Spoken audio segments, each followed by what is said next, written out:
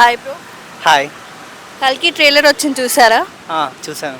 ఎలా అనిపించింది trailer? Like ఈ ఈ జనరేషన్లో వాళ్ళకి ఒకప్పటి మన పురాణాల మీద ఐడియా రావాలని ఒక లైక్ ఇప్పుడు ఆ ట్రైలర్లో అశ్వత్థామ కోసం ఉన్నది. కొంతమంది ఈగర్గా వెయిట్ చేస్తారు అసలు ఆ క్యారెక్టర్ ఏందని. సో వాళ్ళకు కూడా ఒక మన పురాణాలు అసలు ఏంటి వాటి కోసం కూడా మనం తెలుసుకోవాలనే ఐడియా వాళ్ళకు వస్తుంది కాబట్టి ఒక మంచి అటెంప్ట్ అని చెప్తాం.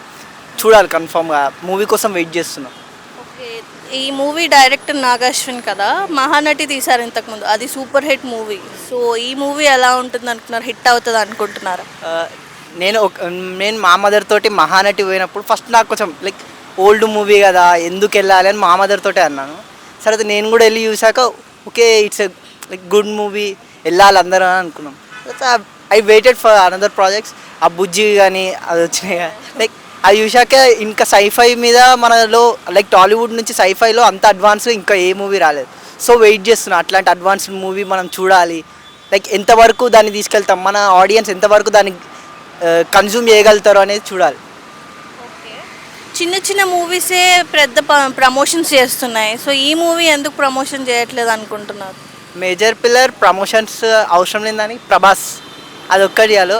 లైక్ ఆ ఒక్క పిల్లర్ చాలు. అండ్ అనదర్ థింగ్ ఏంటంటే it's based on hours like our mythology మీద బేస్డ్ ఆన్ కాబట్టి పీపులే ఈగర్గా వెయిట్ చేస్తారు. ఒకవేళ వాళ్ళకి కనెక్ట్ అయితే ఆ ట్రైలర్ కనుక ఆ స్టోరీ కనుక క్యారెక్టర్స్ అని కనెక్ట్ అయితే పీపులే దాన్ని మళ్ళీ తీసుకుంటారు. యాక్సెప్ట్ చేయడానికి చాలా రీజన్స్ ఉన్నాయి. ఓకే. ప్రభాస్కి బాహుబలి తర్వాత పెద్దగా హిట్ మూవీస్ అయితే ఏం లేవు. సలార్ వచ్చింది కానీ అంత కలెక్షన్స్ అయితే తేలేదు కదా. సో ఈ మూవీ ఎంతవరకు కలెక్షన్స్ తెస్తుంది అనుకుంటున్నారు? లైక్ ప్రభాస్ బాహుబలి తర్వాత కలెక్షన్స్ రాలేదంటున్నారు. అట్లా కాదు, ప్రభాస్ రేంజ్ కలెక్షన్స్ రాలేదు అంతే. ప్రభాస్ రేంజ్ కలెక్షన్స్ రాలేవు, కలెక్షన్స్ అయ్యాయి. లైక్ రాధేశ్యాము హై బడ్జెట్ కావడము కానీ చాలా స్టోరీ వైజ్గా ఒక లవ్ స్టోరీ కావడం వల్ల దాని కలెక్షన్స్ రాలేదు. అండ్ నెక్స్ట్ సలార్ అంటారా లైక్ ఆ క్యారెక్టర్ వైజ్ కానీ స్టోరీ ప్లాట్ కానీ ఇంకో ఓపెన్ అప్ కాలేదు సలార్, అందుకు దాని స్టోరీ లైన్ కాబట్టి అలా వచ్చింది.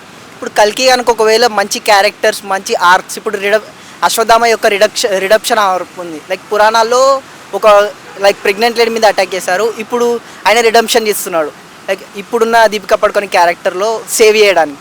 సో అట్లాంటి ఆర్క్స్ కనుక తీస్తే ఇది ఎలా కలెక్షన్స్ తీసుకెళ్తావో మనం వదిలేసుకోవడం.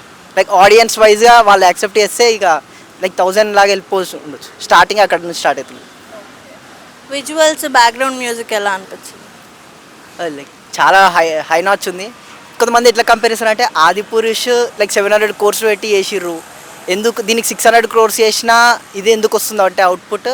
ఆదిపురుష్లో ఫస్ట్ ఆఫ్ ఆల్ ప్రాక్టికల్గా చేయలేదు. ఇప్పుడు మనం కల్కి చూసినాం అనుకో, బుజ్జి అనేది ప్రాక్టికల్గా తయారు చేసిర్రు. లైక్ ఆదిపురుష్లో విఎఫ్ఎక్స్ ఏంటంటే ప్రతి ఒక్క క్యారెక్టర్ని మళ్ళీ వేయాల్సి వచ్చింది. ఫస్ట్ ట్రైలర్ రిలీజ్ చేసినప్పుడు కొంచెం కార్టూనిష్గా ఉంది.